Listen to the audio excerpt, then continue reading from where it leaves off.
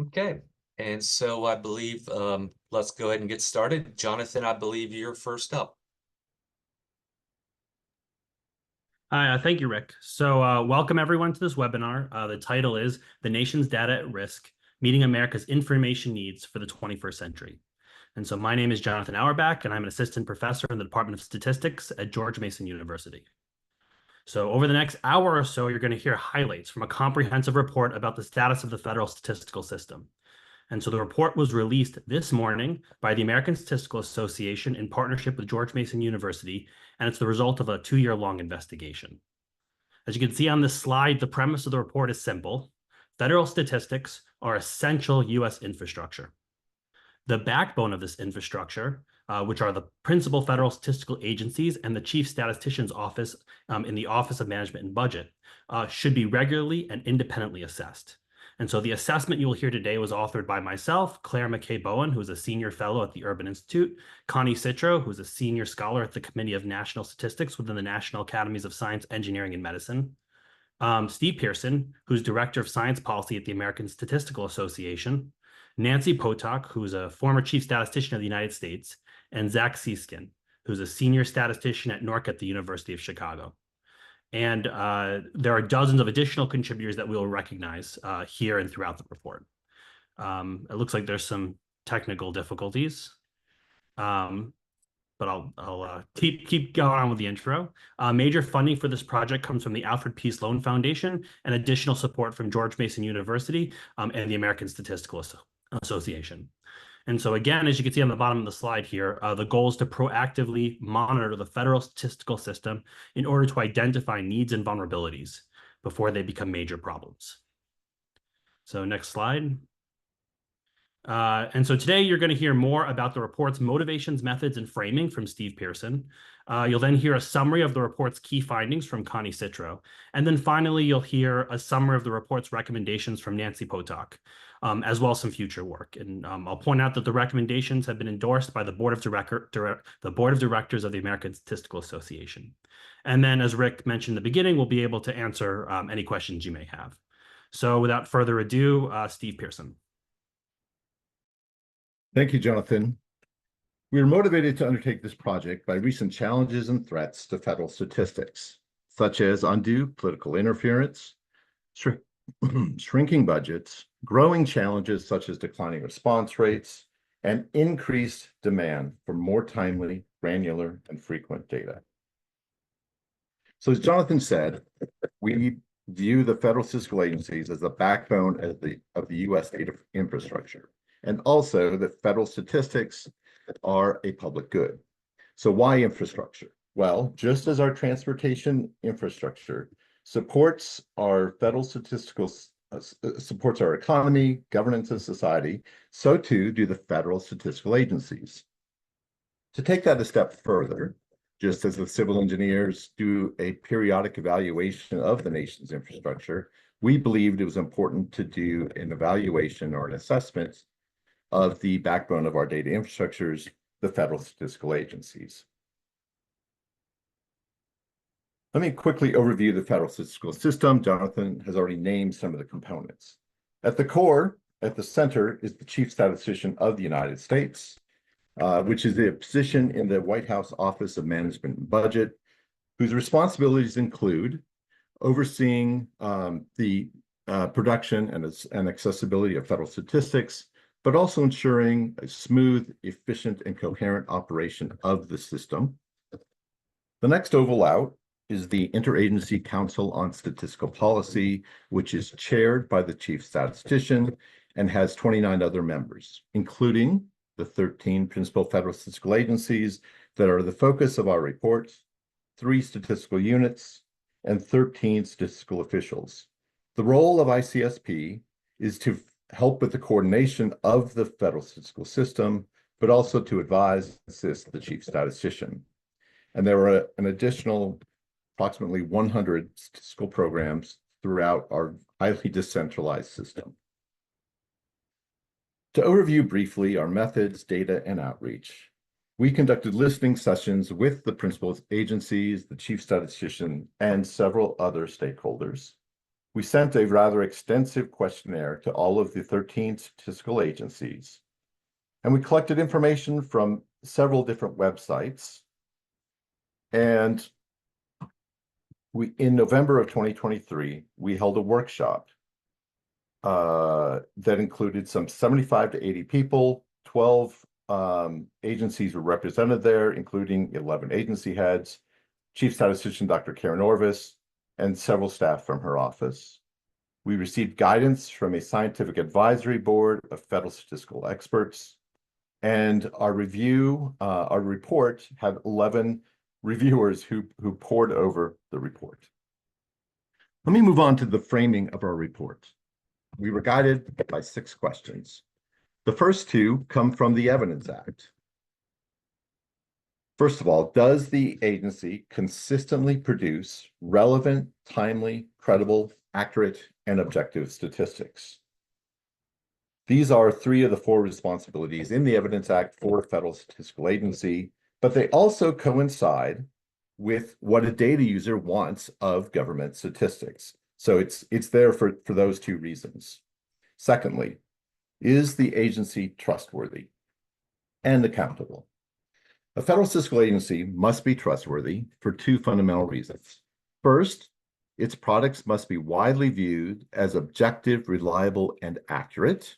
And second, potential information providers to the statistical agency must be able to trust the agency will protect their information. An agency must also be accountable, like all federal statistical agencies. In this case, the statistical agency must be accountable to Congress, the parent agency, the American taxpayer, to ensure that it is providing trusted, quality statistical products on the topics that Congress and the parent agencies designate. Answering these questions were quite challenging, at least for our inaugural report. So the next 4 questions are ways to kind of answer it by proxy, if you will. The next question is, does the agency have sufficient support in 3 key areas: professional autonomy, parent agency support, and then budget and staffing? Professional autonomy is the control of the statistical agency for how it collects the information it has been designated to cover.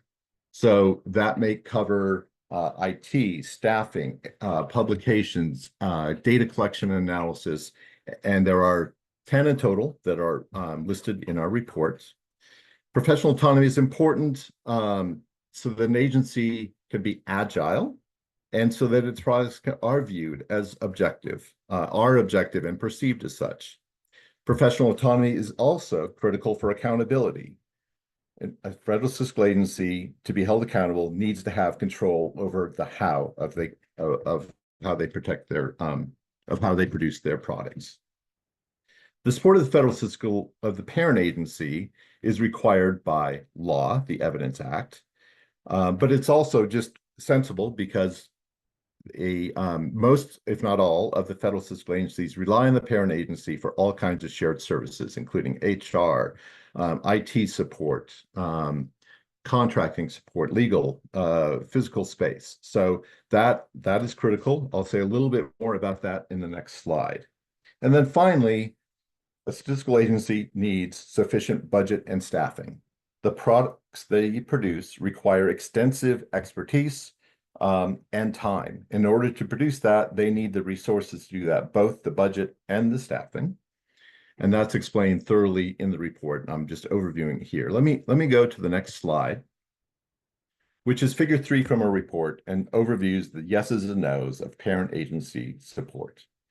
So parent agency must support the agency to be agile, trusted, effective, and efficient, and also meet the scientific standards. And they are to produce, along with Congress, guidance on what topics a federal statistical agency should cover. But if parent agency should not influence the how of how that agency produces its information or otherwise undermines its professional autonomy.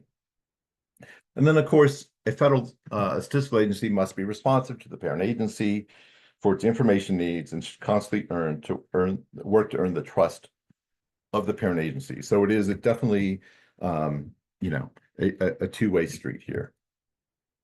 The next three questions are, what are the challenges and threats the agency faces?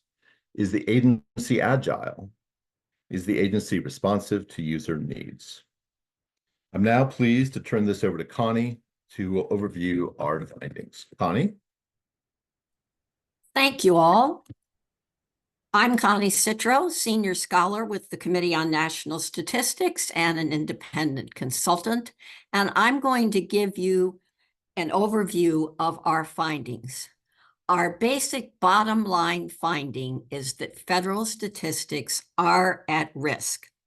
Federal statistical agencies have many strengths: timely production of key economic and social indicators, that unemployment rate rolls out month after month, and innovative data to respond to COVID-19 demands for new data products and many other innovations. But in our assessment, the agencies face increasing challenges to innovate to the extent, the depth, and breadth needed. For instance, we're needing granular data on the impacts of infrastructure investments and AI on work, education, and society. And that's going to take resources and staffing. Part of our overall assessment is that the Chief Statistician's Office in OMB is under-resourced for its necessary functions to lead a highly decentralized statistical system. Next slide, please. Before I go on to the at-risk, I just wanted to showcase a couple of what I think are very innovative data products that have become available recently. On the left is work by the Bureau of Economic Analysis to trace global supply chains. This is gross exports from the US. The blue part of each bar is the value of those exports that was actually made here in the US, designed, manufactured, whatever. The orange is the value of things that had to be imported to produce the export. This is a really important area of work. On the right is a web tool from the National Agricultural Statistics Service in USDA in partnership with NASA. This is soil moisture data, updated weekly. The map here is from last January. Brown is drier areas, blue are wetter areas, and this data are just extremely important for not only farmers, but natural resource conservationists and so on in this era when we have just one challenge after another in terms of weather events. So this is a really cool tool, updated weekly. You can drill down to the county and even smaller level. Next slide, please. All right, though. Most, if not all, statistical agencies have a significant weakness in at least one of the three critical supports that Steve outlined earlier. Weak legislative protection for professional autonomy, how they do their work. And this makes agencies vulnerable to political meddling. And attempted here in our history and fairly recently, and it's actually happened in other countries, and we document some examples in our report. The relationship of statistical agencies to their parent cabinet department or independent agency varies a lot. There are agencies that have very strong, good, productive relationships. There are agencies where the picture is mixed, and there are agencies where the relationship is one either of neglect or actually is counterproductive to the ability of the statistical agency to do its job. Insufficient resources, both budget and staffing. Now, every organization in the world will say that it has insufficient resources, but we document the really quite astoundingly dire situation for most federal statistical agencies. Next slide, please. This is 3 agencies, a large one, Bureau of Labor Statistics. Note the scales on the left axis are different. 2 medium-sized, National Agricultural Statistics Service and the National Center for Health Statistics. The top line, which is rising rather smartly, although with some leveling off or downturns recently, is their nominal appropriations, their nominal budgets. Looks good. If you adjust for inflation, you get the bottom lines, which are declining quite steeply over the last 15 years. And this is in a period where the overall non-defense discretionary domestic budget increased by 16% in inflation-adjusted real terms. Next slide. What are the implications of these budget constrictions and these other weaknesses? Well, for one thing, long-running series for key economic and social indicators are prone to become outdated in content and methods. For instance, that consumer population survey, which is the basis for the unemployment rate, the consumer expenditure survey, etc. The reason being that agencies lack resources for the level of testing and implementation, kicking the tires, and running concurrent series. You cannot change a key economic or any other series overnight from one method to another. You need to run them in parallel, and this costs money and staff. Also, essential programs have been cut or scaled back without full consideration of user needs. You may have read about recently the announcement that the sample size for the current population survey, and I see I had a typo up there, it should be current population survey, sample size has been cut. This reduces accuracy. The commercial energy consumption survey has been delayed, and at a time when we have unprecedented demands on our energy infrastructure from AI, crypto, you name it. School survey on crime and safety canceled. County estimates for crops and livestock canceled. Sometimes it will say on an agency's website that such and such survey or program has been suspended, but without more resources, that really means canceled. Next slide, please. What I call environmental headwinds drive up survey costs, degrade quality, and make blended data solutions where one might combine survey data with other sources harder to achieve. People do not answer surveys the way they used to when I was younger, which was quite a while ago. Survey response rates are declining here and abroad, and it is costly to strive to maintain those response rates through follow-up and so on. Other data sources could really help, but barriers often stand in the way. There are also increasing threats to privacy and confidentiality in the internet age, and agencies take their obligation to protect the confidentiality of people's data very seriously, and they face severe penalties in fines and jail time if they let out inadvertently or advertently any identifying information. Their response has been to pull more data into limited access research centers and limiting equitable data access in many cases. Next slide, please. Just to give you a look at the response rate situation for major surveys, here I have it right. Current population survey, top line, produces the monthly unemployment rate. The annual social and economic supplement to the CPS, which produces the yearly poverty rate, median household income, that's the middle line, and the consumer expenditure survey, the bottom line, that produces market basket weights for the consumer price index.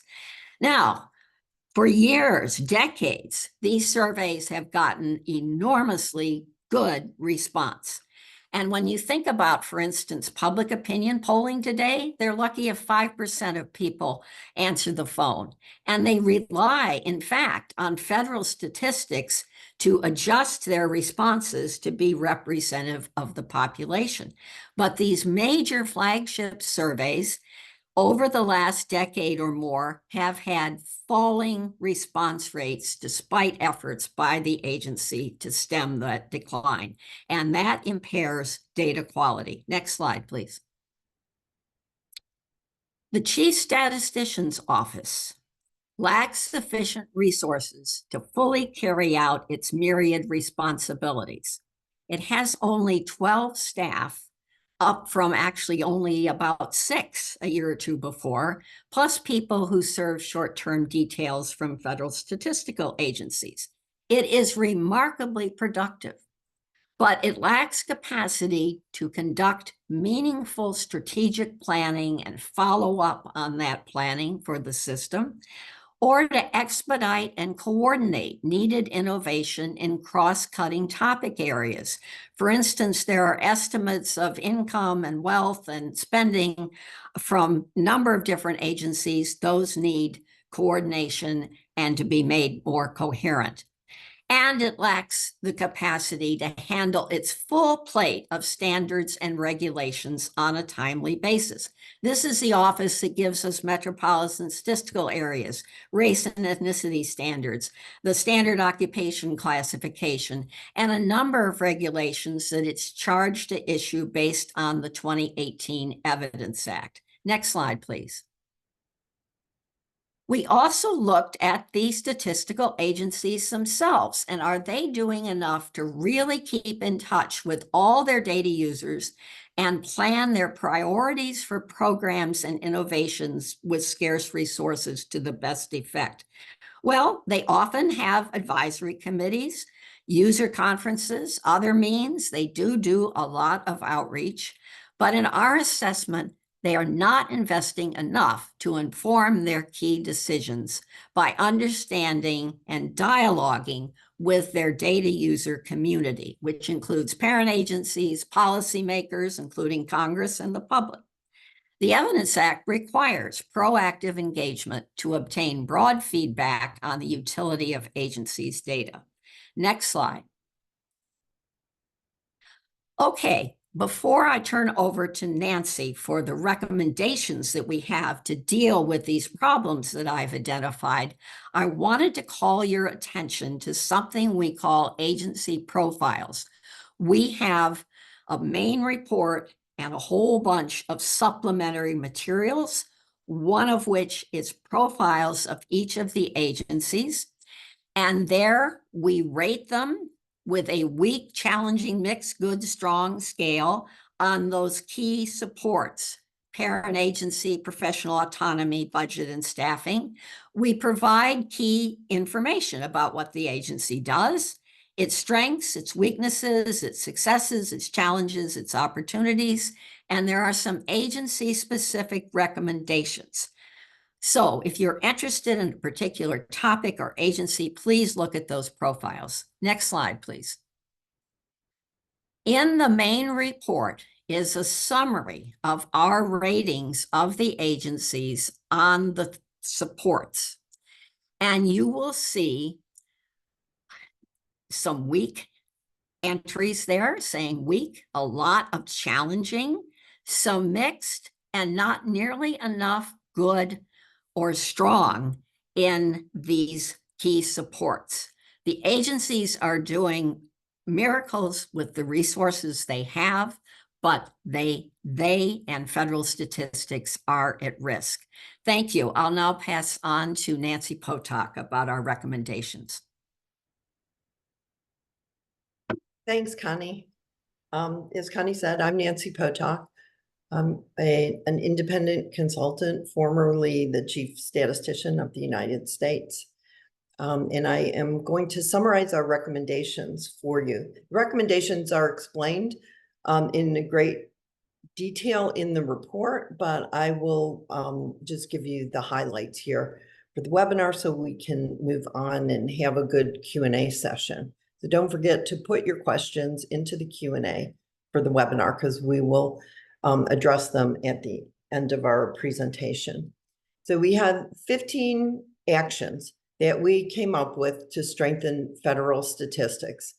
We had actions for Congress, for the parent agencies, for the statistical agencies, and for OMB, which is the home of the chief statistician. And they are really in 5 categories. How to protect and enhance professional autonomy, providing adequate budget and staffing support, both for the baseline work of these ongoing important data collections that Steve and Connie were talking about, and also, most importantly, money to invest in innovation, which is what is going to keep the federal statistical system modernized and able to respond to the information needs in the 21st century. Because many of the data collections, as Connie pointed out, have been ongoing through the 20th century. Conduct more effective communications, both between the agencies themselves and with Congress and the parent agencies, developing a more proactive outreach program to the data users, and strengthening the chief statistician's ability to lead. So if we can go to the next slide, I'm going to break out by Congress, parent agencies, et cetera. But first I wanted to show our view of how the communications need to take place in order to have a healthy system. So we see the statistical agency in the middle, and I'll notice the two-way arrows there, because there's got to be two-way communication between the agencies and Congress directly, not always through the parent agency, which we see now, and which does affect autonomy to some extent, but also the agency, the parent agency with the data users and the stakeholders. And then we've got OMB setting standards and giving directives and providing strategic direction for the system as a whole, really interacting directly with the statistical agency. Next slide, please. So these are our recommendations to Congress. I know it's tough these days, but we really believe that legislation needs to be enacted.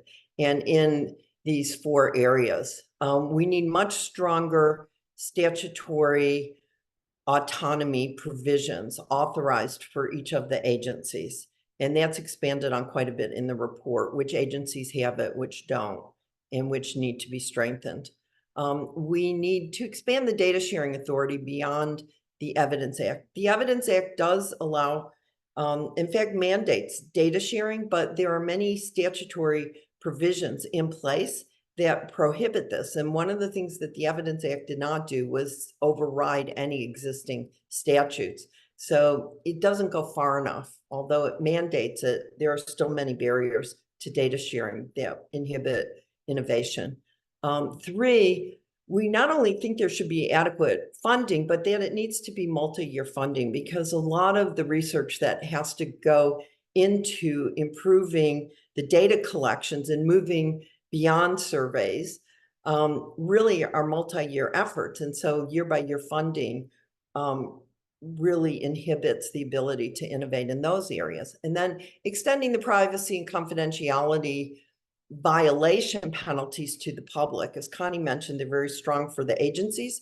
They're very weak or non-existent for the public. And so we think that the public has to take some responsibility also for protecting some of this data, and that will help in more access to data. And then we think that Congress should meet at least annually with the agency leadership directly. Sometimes the heads of the statistical agencies never have an opportunity to talk directly to Congress or congressional staff to really understand what the information needs are and to get that direction. It's always filtered through the parent agency and many layers of bureaucracy. So we would like to see at least an annual direct meeting about the statistics to help with this communications. Next slide, please. Our recommendations to the parent agencies probably are not surprising. We think the agencies should proactively promote and support the autonomy of the agencies. And again, we go into this more in the report. How did we measure this and what are we talking about in terms of these particular activities that would support autonomy. Provide the shared services that we were talking about expeditiously so that the agencies aren't hung up in their ability to hire and move forward with technology. To request and provide the adequate multi-year funding, because those budget requests do come from the parent agencies.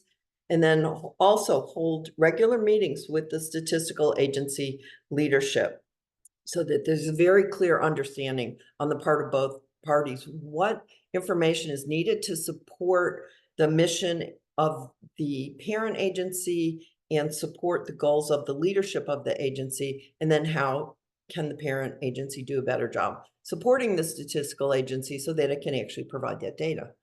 Next slide. The statistical agencies themselves have to do more as well. Particularly if you think about the findings that Connie was talking about, being very proactive to reach out to work with the parent agencies and Congress to prioritize the information needs and really be responsive there. Also, to reach out more productively with the data users and the other stakeholders. As we mentioned, it's required by the Evidence Act, but it's also important in terms of really understanding and prioritizing where innovation's needed, where data collections should and should not be stopped because of lack of resources, where the investment needs to take place, and how to get more of the data users actively involved in understanding how to use the data, and then provide more and better information on their methods and the methodological decisions to the users and the stakeholders, particularly when there are controversial decisions. And we do see the statistical agencies making decisions all the time about what they're going to release, how they're going to release it, how they're classifying certain things. And it's very important that the agencies be very transparent early on about what they're planning to do so that they can get feedback and people do understand these decisions better. Next slide. And then the Office of Management and Budget. So the Evidence Act requires OMB to issue several regulations, which have not been released yet. And so one called for short, the trust regulation is a very key one, particularly as it addresses autonomy of the agencies. That went out for comment. It should be in the finalizing process. So we are urging OMB to not only release the final trust regulation and get that in place expeditiously, but also to get out the other regulations that were required by the Evidence Act. And that is really something for the chief statistician, but those regulations have to go through OMB leadership. So this is for OMB, the larger OMB. But for the chief statistician, we think that the chief statistician and the Interagency Council on Statistical Policy that Steve showed the diagram of in the beginning really need to think more strategically and be able to develop a strategic plan for how to modernize the system in a complementary way together and actually implement the plan. And then also, in order to do that, we think the chief statistician's office needs more resources. There's a lot of things that the chief statistician does in addition to coordinating the system, some international responsibilities and other things. And so we're calling on OMB leadership to not stop at sort of 12 staff, but to continue on and really understand the full portfolio there and support it. Next slide. So Jonathan mentioned in the beginning that we've been working for quite a while on this, and a lot of that was discovery and trying to figure out what we could measure and what we couldn't, and the things that we could measure, how best to measure them, and then collect the information to inform our findings and recommendations. But we view this as an annual or every 2 years or every year, hopefully every year, kind of update and report on the progress of the system. And so we have future work planned. We looked at the 13 kind of principal federal statistical agencies and the chief statistician's office, and there are things that we didn't really have time to do the deeper dive into. So we want to do that, but we also want to expand our effort to the other members of the Interagency Council on Statistical Policy beyond the 13, because they are also producing very important federal statistical data for their agencies, even though they're not a principal statistical agency. We want to look more at the efficiency of the system as a whole. How does it coordinate? How can it better work together on some of these innovations, data sharing and those types of things, and examine the role of state, local, and tribal governments in terms of data sharing and collaborative work with the federal government. We also, we did have a workshop. We had people from the statistical agencies, but we'd like to hear more of the perspective of the parent agencies and the data users coming up, and start to incorporate that into some of our findings and recommendations for the coming year in the next iteration of the report, and also include more international comparisons. Because every country has an Office of National Statistics. Some of them are quite efficient. There's some models out there and some lessons learned that we could look at and incorporate into this. So that's also in our upcoming work. Next slide.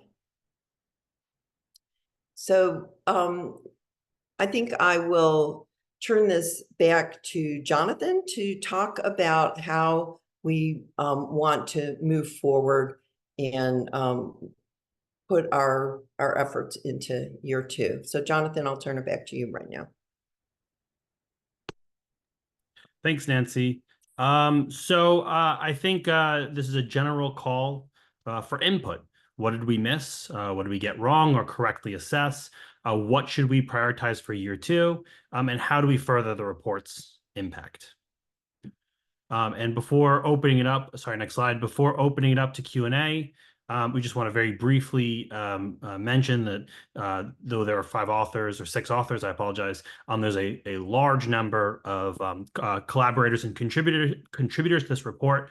I would wager that there is more than 1,000 years of cumulative experience represented by everyone who's contributed. And so, of course, we want to thank the 12 members of the Scientific Advisory Board chaired by Catherine Smith Evans. I'm not going to read all the names. Next slide, please. We had 11 independent report reviewers. You can see their names there. Many people you'll recognize. We had a large number of additional commenters who offered their own insight into federal statistics and the America's data infrastructure. Sorry, next slide. We also want to thank the federal statistical agencies and the chief statistician of the United States for all their help getting some of the data we needed and their support helping us answer certain questions. The American Statistical Association Board of Directors, which I mentioned, endorsed the recommendations. We want to acknowledge the assistance from AVOC and George Mason University researchers, some of which are listed below, and then many others who contributed through a workshop and several other events we held.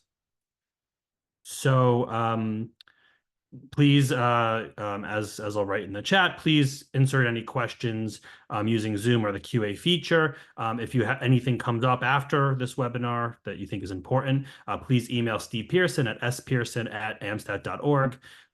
We have a form for feedback. You can see the link here. There's also a form for the report itself, or sorry, a link for the report itself.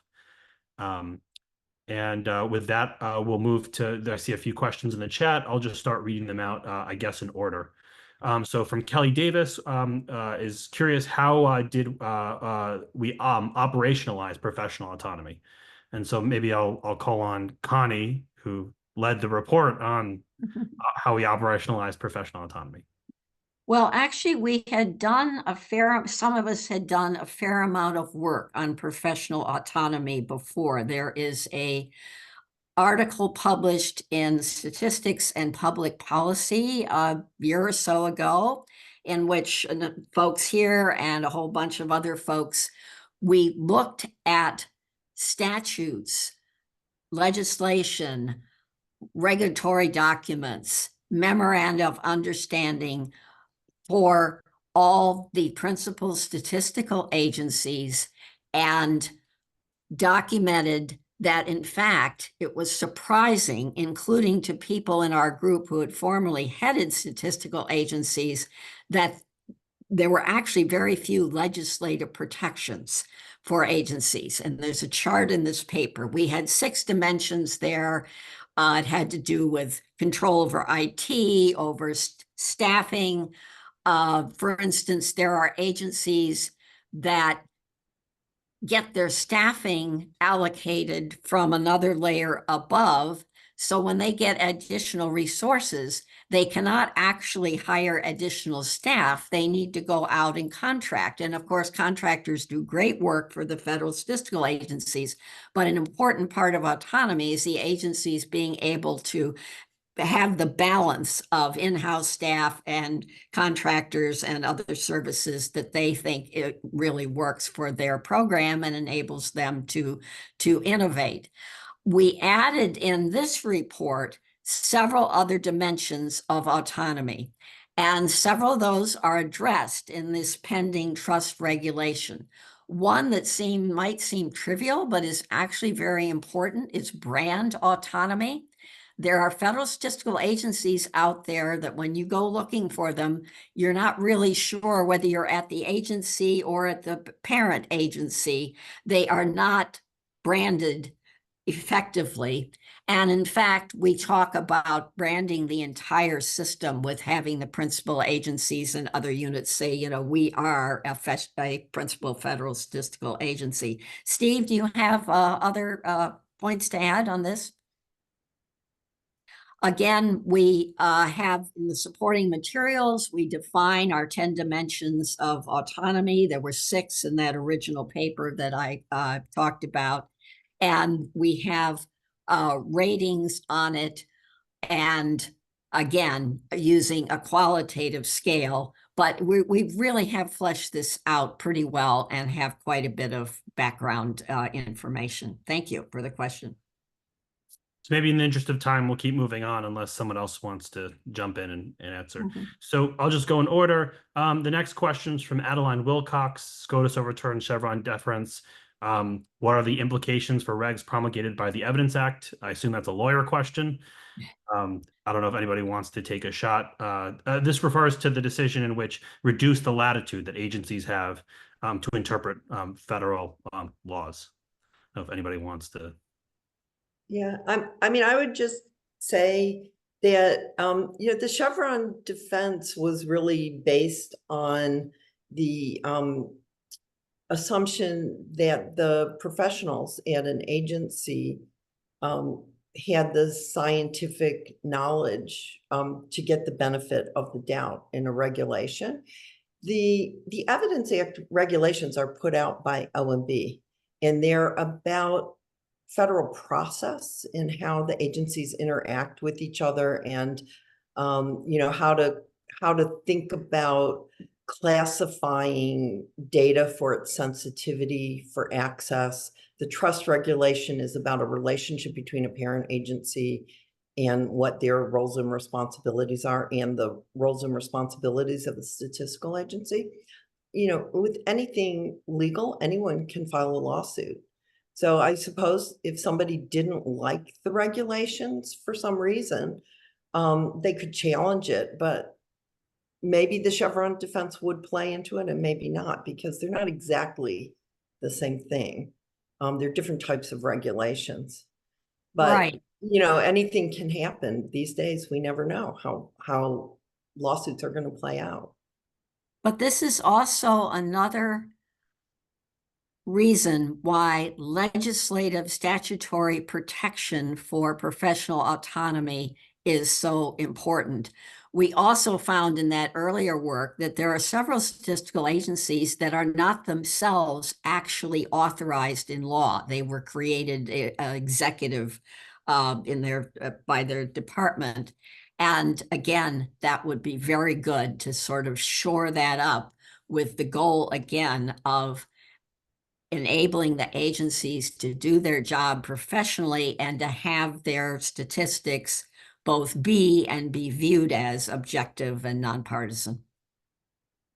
All right, so moving on. So Andrew Reamer asks, to what extent do you think Congress fully grasps the value and return on investment of the federal statistical system?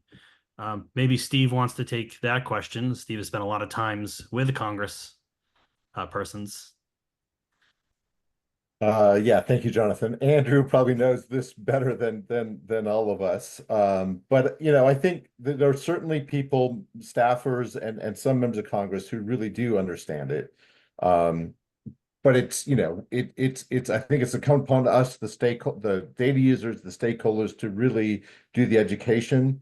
I think that our recommendation that that statistical agencies have the authority to communicate with Congress would be really helpful, because oftentimes our meetings, we're the only meeting on that agency, or we're the first meeting on that agency.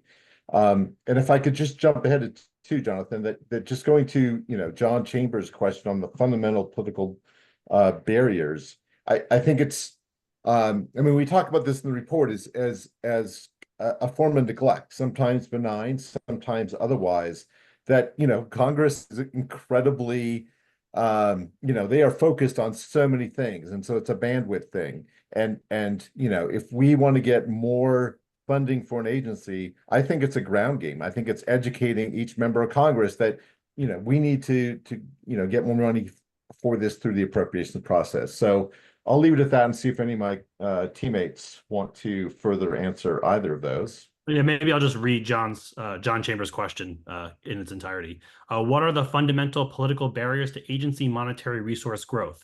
Is industry pushing for data to be privatized? Are the parties no longer interested in having their policy choices guided by data and held accountable for it? Or is it something else entirely? I think John's looking for the root cause. Connie, you have, who's the villain? Well, there are a lot of barriers and potential villains, if you want to say that. Certainly, information, like everything else, has been weaponized in some quarters. So that is a factor.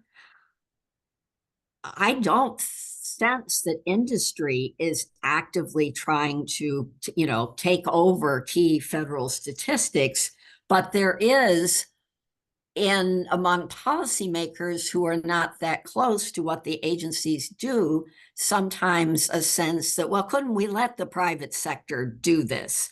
In fact, there is a very limited, if non-existent, business case for private industry to do things like have complete coverage of the population, or to focus on, for instance, the National Center for Science and Engineering Statistics covers a very important but rather small segment of our economy and society. There are businesses out there who make a great business out of adding value to federal statistics, and they would be the first to say that they need the federal statistics to build on.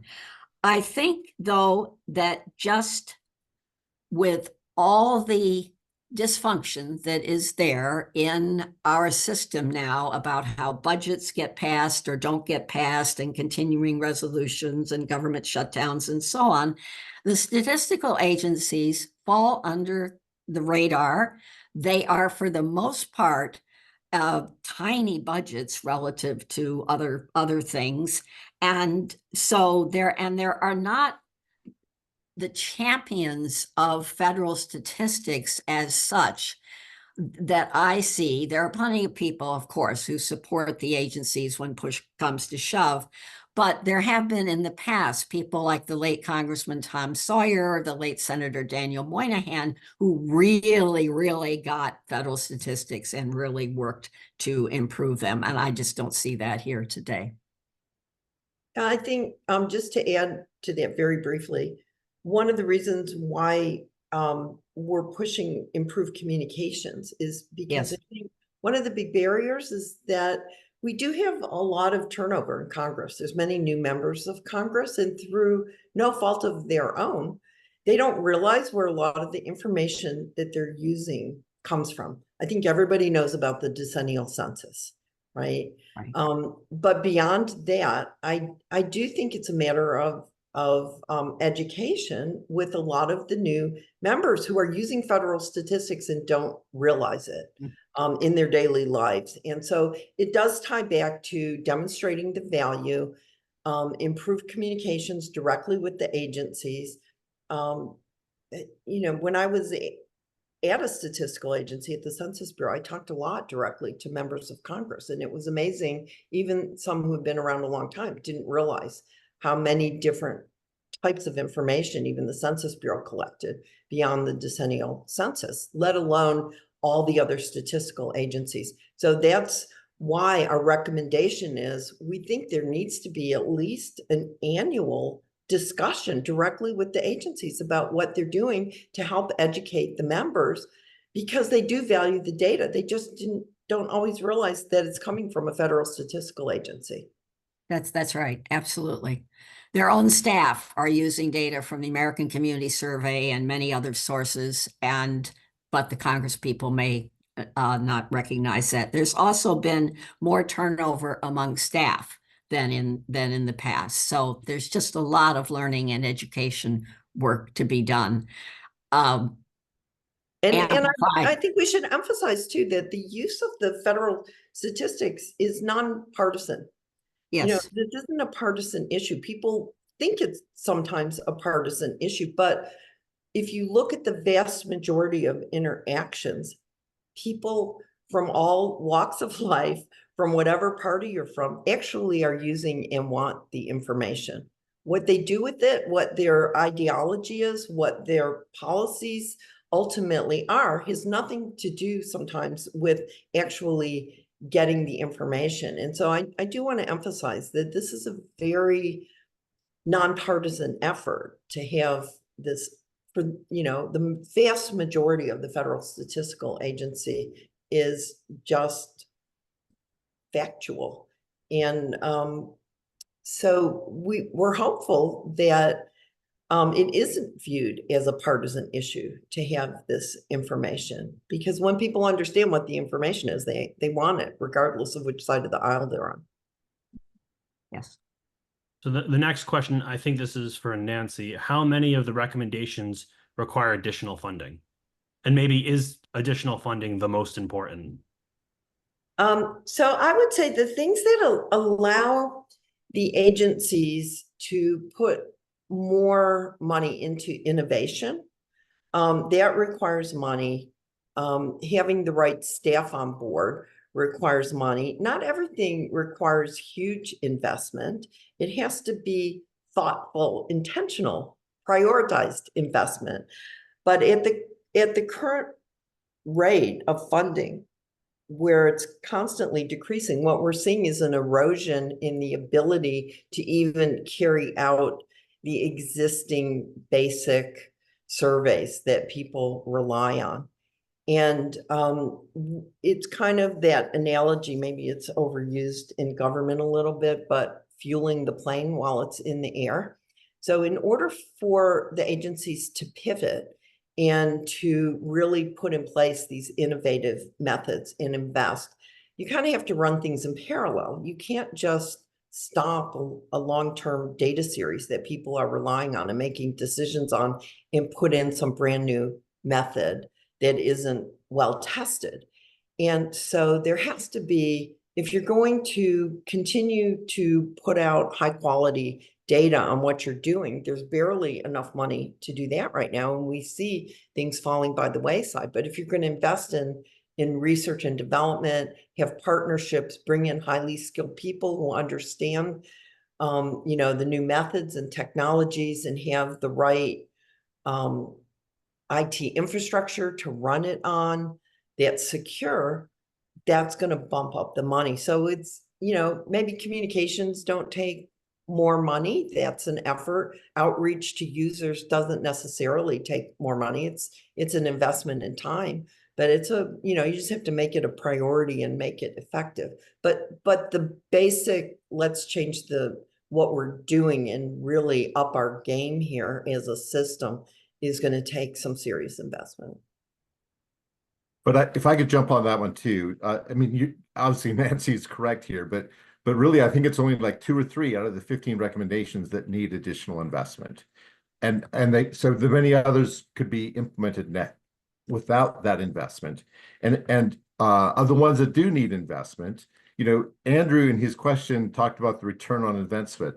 It is huge. In fact, there's a quote, I believe, from Michael Strain in the report about just what an incredible return on investment this is. So yes, it may take some investment, but in the grand scheme, all of the federal fiscal agencies outside of the decennial census are $1.5 billion investments. So yes, a lot of money, but in terms of the grand scheme of the federal discretionary non-defense budget, it's not. So I think that's all the time we have if we're gonna keep it as a tight hour. So maybe just thank the speakers. Thanks Rick Peterson for organizing, and Steve and Nancy, Connie, and Zach, who I also see here. Thank you all for attending. We And appreciate thanks the everyone interest, for and attending. please Thanks for do provide us the feedback. Yeah, thanks for time out of your day. Thank you. And please follow up with us because we want this to be ongoing. We want to support and enhance our valuable federal statistical system. Thank you. Send your comments and thoughts to the Yes. email address in the slide, which is Steve. Right.